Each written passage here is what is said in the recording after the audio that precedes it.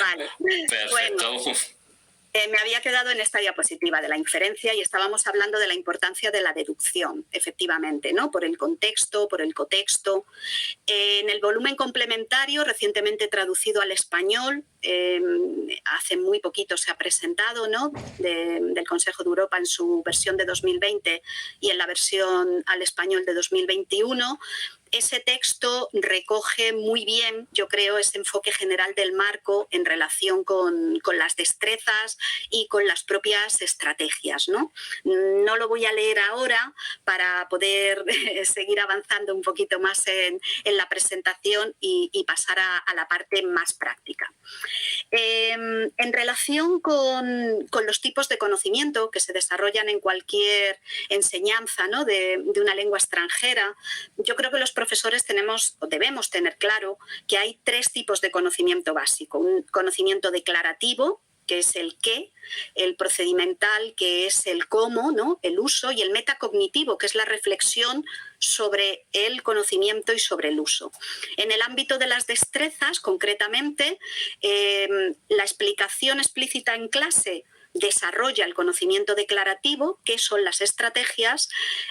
La práctica comunicativa en clase desarrolla el uso de las estrategias de comunicación en situaciones concretas, practicadas y controladas en la clase.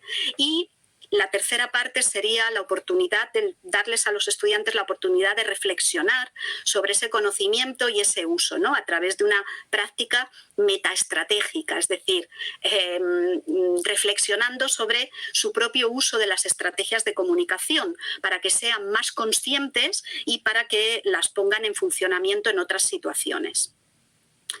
Esa sería una clasificación estándar, de hecho es la que aparece en Vademecum, ¿no? en el capítulo de las estrategias de comunicación, en el que tuve el placer de colaborar en esta obra, en el Vademecum para la enseñanza de español, y son algunas de las más habituales tanto en la comprensión auditiva como en la expresión oral, como podéis ver, ¿no?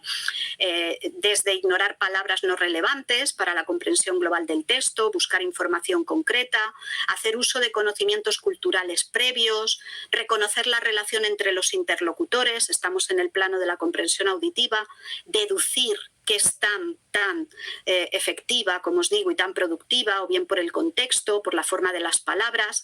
Mira, una de las que vosotros habéis señalado mucho, utilizar el contexto visual y verbal, ¿no? Apoyarnos en él, en los gestos, en la entonación, es decir, toda la parte paralingüística también, tan importante, de nuevo, en los silencios, en las pausas, ¿no? Como claves para averiguar la intención y la actitud del hablante también.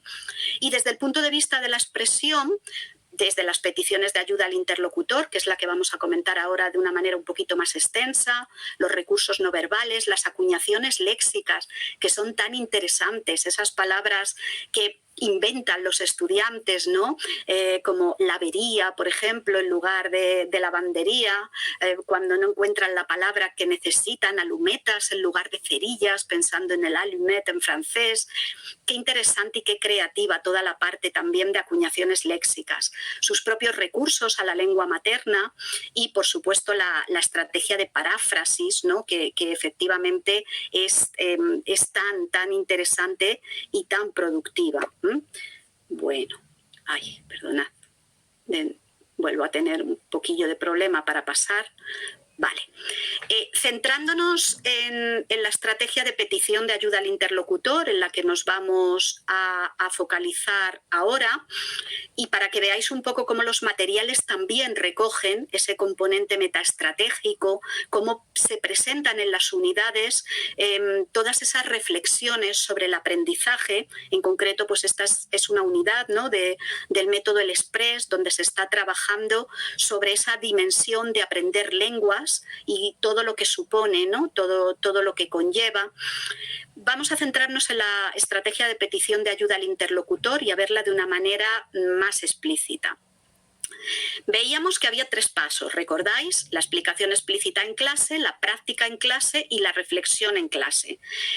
Empezamos con una explicación, es decir, explicando a los estudiantes qué son las estrategias de comunicación, en este caso, en qué consiste, cuáles son los objetivos de la estrategia de petición de ayuda al interlocutor.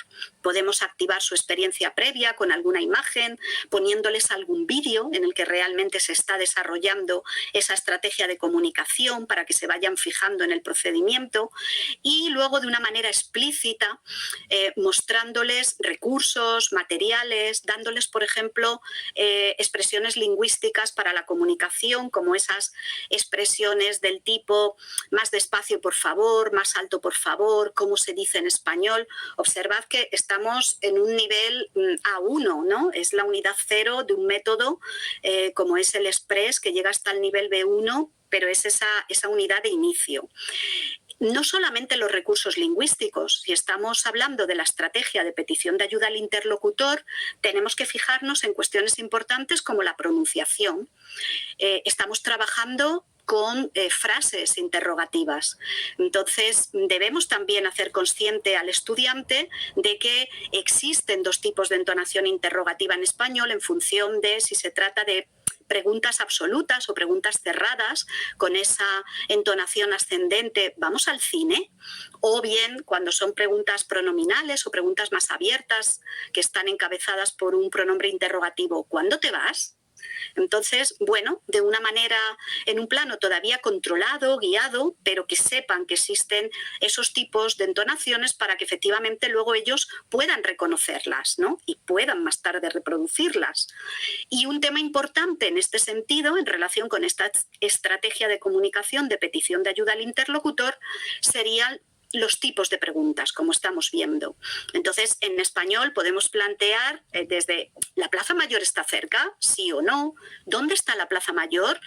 El tipo de respuestas, cerca, sigue recto, no lo sé.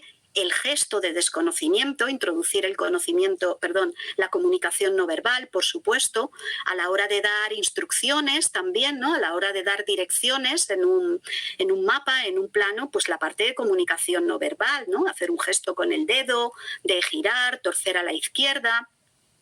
Los estudiantes también tienen que aprender que no es lo mismo pedir información que pedir que se les confirme la información que ya tienen. Y eso se plantea de formas distintas en las preguntas. Entonces, conocer y tener estos recursos les va a ayudar en este conocimiento de la estrategia.